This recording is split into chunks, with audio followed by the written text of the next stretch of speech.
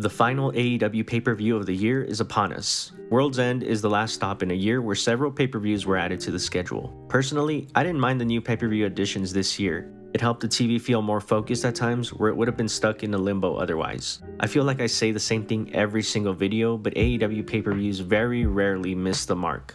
I might have complaints about the week-to-week TV, but the pay-per-views themselves usually deliver what I personally like to see: quality wrestling. So before things get repetitive and I start to complain like I have been doing for the past 6 months, let's just stick to predicting the card for World's End. In my opinion, the card is pretty decent. Sure, it's not the strongest on paper, but every single time I doubt AEW cards on paper, I end up being proven wrong once the actual show takes place. So personally, I don't have a problem with the card. However, I've seen other AEW fans not being too big on the show, and that's also fine. So long as we keep the obscure to a minimum and the in-ring product to a maximum, then I think the show will be a good one. Then again, I'm kinda cursed in the sense that everything I predict, the opposite will happen. This is all in good fun, so let's get into it for the last time this year. Here are my predictions for AEW Worlds End. I guess I should go over the pre-show, right? As of the time of recording, there are currently 2 matches announced for the pre-show. One of them being the FTW title match between Hook and Wheeler Yuta. This match is being contested under FTW rules, which means anything goes. This is a good match for the pre-show, although I do feel like Hook has spent way too much time on these and that he should be participating on more main cards. Wheeler Yuta is currently the ROH Pure Champion, and he makes a great opponent for Hook. I can't see Hook losing his belt, so I think he beats Yuta and retains, which would be a pretty big win for him. But as I said, I hope 2024 is the year we finally see Hook enter some big storylines. There's a second match currently on the pre-show, and it's a 20-man battle royal for a shot at the TNT title. Kinda hard to predict this without knowing who will be in it. Considering there's some big names being left off the card, I can see this title shot either going to a big name like Jay White, or someone who Tony Khan constantly books to lose like Commander. Either way, AEW battle royals are fun, and I expect this to be no different. Okay, now on to the main card. I'll start off with a match that was just only confirmed: Miro versus Andrade. I've been pretty open with my indifference towards Miro, but Andrade on the other hand is finally looking like the guy that AEW hoped he'd be when they first hired him back in 2021. Personally, the whole cuck angle here doesn't move me at all. Miro doing this kind of story in 2 different companies is also kinda sus. But anyway, I really hope Andrade gets the win here. Not only because I prefer him, but because I feel like it would make sense in storyline. Andrade just spent the past month wrestling the very best, even beating some of them such as Bryan Danielson. Why shouldn't he be able to beat a Miro who hardly wrestles? I get the feeling that I'm gonna be wrong and that Miro will get the win here. I hope Andrade wins, but my mind is telling me he'll lose. Regardless, I hope that if Andrade plans on staying, that they involve him in better stories. Otherwise, I can see why Tony has him in this weird limbo alongside Miro. Another match that was just made official is the 8-man tag match where Sting, Darby, Jericho, and Sammy will take on Ricky Starks, Big Bill, Hobbs, and Kyle Fletcher. This is definitely a weird one, but I can understand the last-minute decision due to Kenny's illness. What I don't understand is Sammy and Jericho being reunited for like literally the 4th time in AEW history. Frankly, I'm tired of Jericho and I really wish Sammy would do his own thing. On the other hand, Sting and Darby being added to this is a saving grace for my personal enjoyment of this match.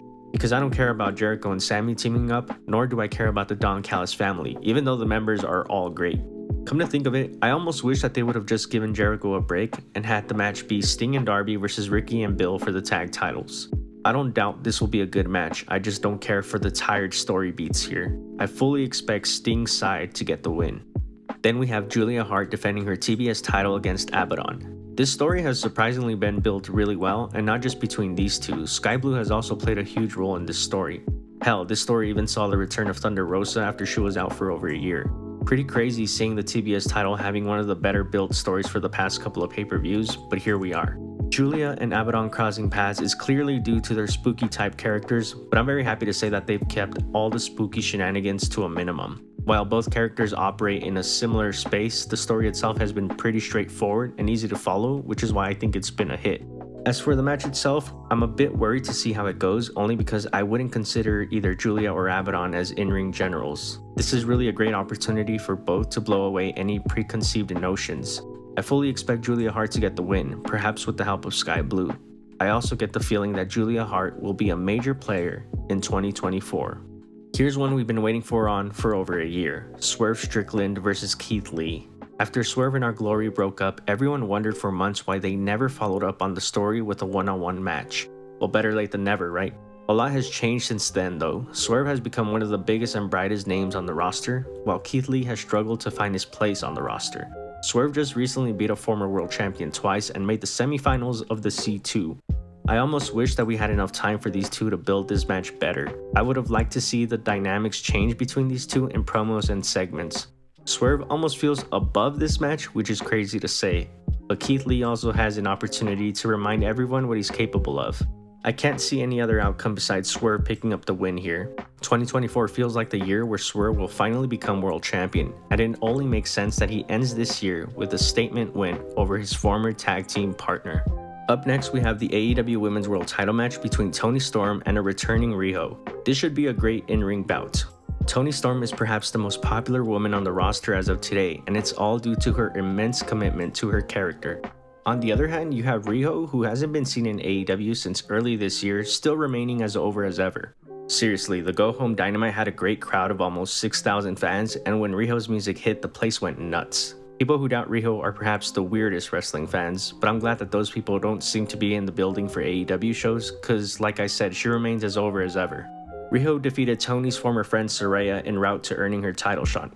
Toni, on the other hand, has spent a lot of time underestimating Riho, and I feel like this will play a role in the match itself when Riho takes her to the limit.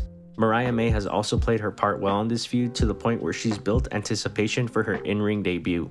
As much as I'd be down for Riho to become a two-time women's world champion in AEW, I expect that Toni Storm will retain here. In fact, I expect Toni to hold the title until a certain Jamie Hayter makes her return in 2024.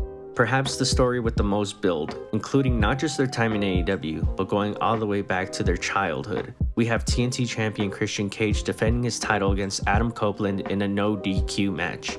It's crazy to say, but this might be the biggest one-on-one Christian and Edge match in history. For as big as they are now, both men never really had that major main event level feud in WWE. But here in AEW, they've had the chance to tell the story they want, the way they want. There's been F-bombs, moms cutting promos, and plenty of brawls. I'd say they've done a great job building this match up. Christian Cage has been an AEW MVP in 2023 to the point where I don't want his reign to end just yet.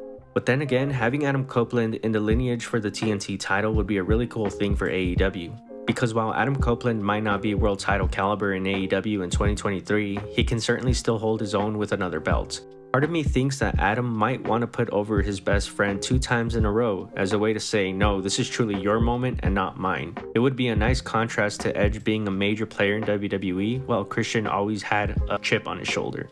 But then again, Tony Khan has final say, and I just can't see him passing up on the opportunity to have Copeland on the lineage for the TNT title. My final prediction: Adam Copeland defeats Christian Cage to become TNT champion, which will somehow see the dominoes fall for a final Edge and Christian tag team run.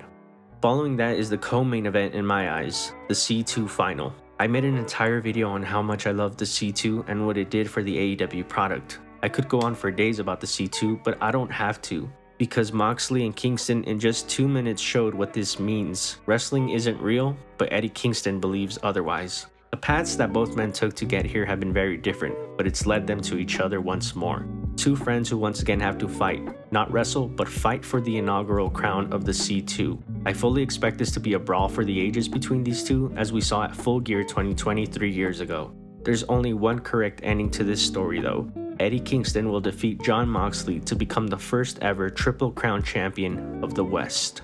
And now the main event, MJF vs Samoa Joe for the AEW World title. All I'm gonna say is that I hope this is the end of one era and the beginning of a new one. MJF's reign has received a lot of flack lately, some deserved and some undeserved. But what I think would be best for AEW is if they start the new year with a fresh start.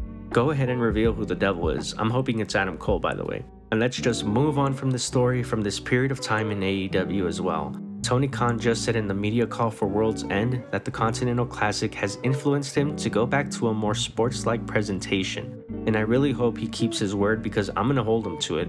AEW tried to offer what others offer in 2023, but that's clearly not a part of the company's identity. The company's identity is to offer something different. You can tell great stories with a sports-like presentation. Just look at Eddie and Mox. So no, this doesn't mean no more stories. This means good and grounded stories. And for that, I hope and predict that Samoa Joe beats MJF for the world title. Even if it's a short reign, this can lead to Swerve versus Joe, which would be a killer world title feud in my opinion. So here's hoping that 2024 is the year AEW goes back to their roots. I can't wait for this video to age horribly, but until then, give me your thoughts and predictions. Regardless, it's been fun, well most of the time at least, doing this for a whole nother year. I wish you guys well in the new year, and remember that wrestling is just wrestling. Then again, maybe I'm the one who needs the most reminding of that.